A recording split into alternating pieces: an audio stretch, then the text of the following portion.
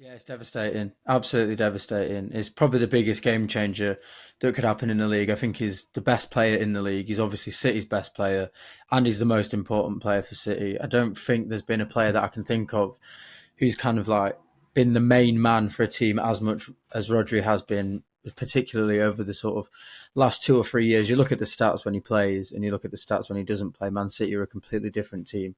Granted, the first few games of this season he wasn't playing, and we did put him some pretty good performances. So that's given me like a little bit more hope than maybe I would have had at points last year. Kovacic obviously has been playing really well.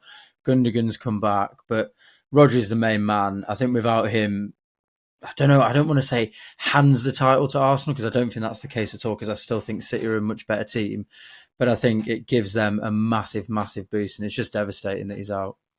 Look, I think over the last 2 seasons, I think Arsenal have done pretty well to run City close, but I also think, and people might say it's a lazy narrative, or people might say it's anti-Arsenal. I don't think it is. I think on both occasions you could argue that they have maybe bottled it. I hate using that term, but they've been in a driving seat both times in the last 2 years. They've also been incredibly lucky with injury. I know they've got Martin Odegaard out at the moment, but the whole of last year, for about 6 to 7 months, we were without Kevin De Bruyne. We've been out with John Stones as well last season. He's one of our most important players, and they've been very, very lucky with that. I think now the Rodri injury really, really levels the playing field, and I think barring an injury of the same size to them, so maybe a Gabriel or a Saliba or something like that, I think Arteta and Arsenal fans will be very, very, very pleased with this news. I think they'll be very confident from it. And I do think that if they fail to win the league again without City having their star player, you do wonder, is it ever actually going to happen for Arsenal? Probably the problem with Rodri over the last couple of years has been that we tried to buy a replacement or buy someone who could fill in when he wasn't available. And that person happened to be Calvin Phillips, who just wasn't up to the requisite standard whatsoever. And that has meant that for both club and, of course, now country as well, winning the Euros, getting to the last stages of that, Rodri has probably played more football than anyone else on planet Earth because he didn't have a replacement. He had to basically play in every single game, apart from maybe a few pre-season friendlies and a few little Carabao Cup games here or there.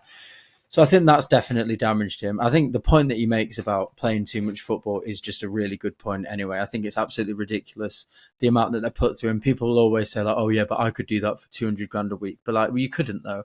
Physically, it's an incredibly difficult task to get motivated and get up and be physically at your peak for 90 minutes 2 to 3 times a week, especially when you've been doing that for 2 or 3 years in a row. And I think the point about playing too much football also kind of leans into the last few weeks or the last few games, like the Arsenal game. I don't think people were that excited about because it came a bit too early in the season, and it came at this point because it's obviously an extended Champions League. The Champions League, those few games were a little bit boring because there was less jeopardy.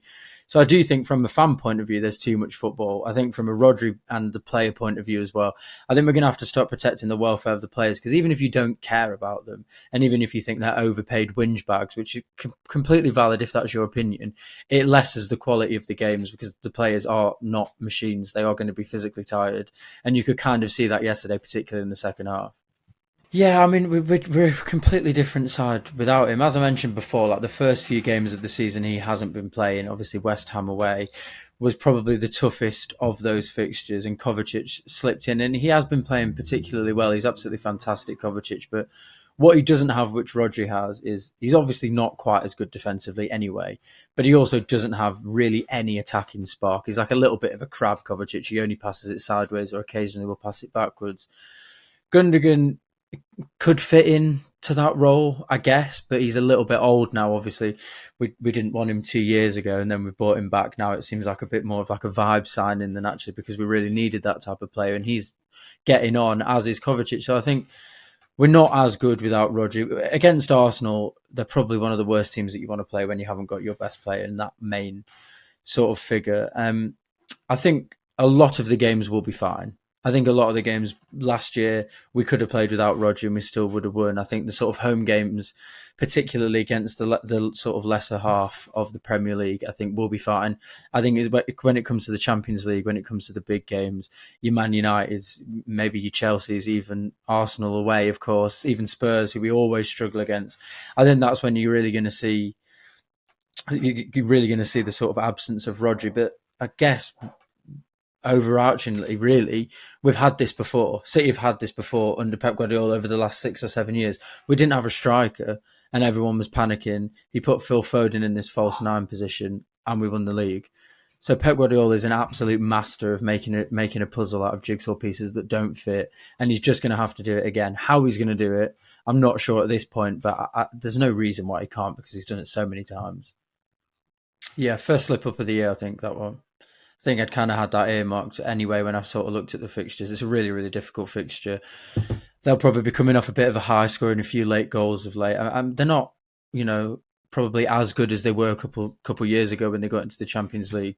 But they got some really good players. St James Park is a horrible, horrible place to go. I've been 3 times. I've never seen City win. So yeah, I do. I think that'll be a really difficult game. I do think that'll be the first slip up. I think if we can get through this period, because it will be an adjustment period, the next sort of few weeks to a month without Rodri, maybe even 2 months, we'll be figuring out exactly how it's going to work without him in that system, who we're going to play where. If we can get through this period and still be, either top or within a few points of being top, I'll be very confident. I think the worry would be kind of panic stations, not really knowing what to do, and then a big down, like a downward spiral, which could happen. But yeah, I'm not feeling particularly positive for Newcastle. I think the players that we've got are more than good enough. I think without Rodri, we would have. It's kind of impossible to say. It's all hypothetical. But I think if we'd never bought Rodri, Pep probably would have found a way and found a system to play without him. And I think he will do that, particularly towards that Christmas. I'd be surprised if we're not kind of firing on all cylinders and have figured out a way to play without him. Because as I say, that is what Guardiola does.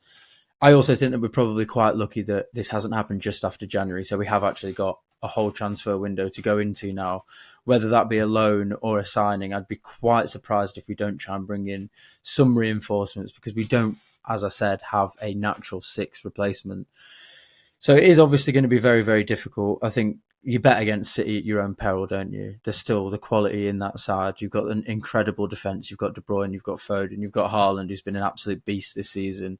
Jack Grealish coming back into the side looks very, very good the other day. And that's what he brings, actually. He brings, although it's different positions, he brings like an element of control that Rodri brings. So if he can get back firing, that's a way that City can kind of keep the ball, maybe. I think the quality is definitely there. It's going to obviously be more difficult without Rodri. There'll be probably more interesting games. There'll be more slip-ups and there'll be more exciting results. But I think you just can't back against Pep and you can't back against City. Yeah, I'd still make City favourites. I've got to be honest, and I said to you a little bit before, I wasn't really very impressed with Arsenal yesterday, and I haven't been impressed with them all season. I think they're very, very good at set pieces, as we know. That Gabriel scored a good header from there. Their first goal, it was a fantastic strike, but I don't think there's any precedent in the world for a referee calling a defender 40 metres away and then letting them take a very quick free kick into the position that he's just left for the referee to talk to him. That's almost never happened before in my eyes. And I think, when it was the full complement of 11 versus 11, I think City had the better of them. So I think City aside, I'm not that impressed with Arsenal. I think they've been very defensive so far this season. They haven't looked like the makings of champions. Obviously, that remains to be seen. But I think City have got the best manager. They've got the best players, even without Rodri. And I think they're always going to have to be considered. We're always going to have to be considered favourites here. On AM, on DAB, via the talkSPORT app and on your smart speaker. talkSPORT.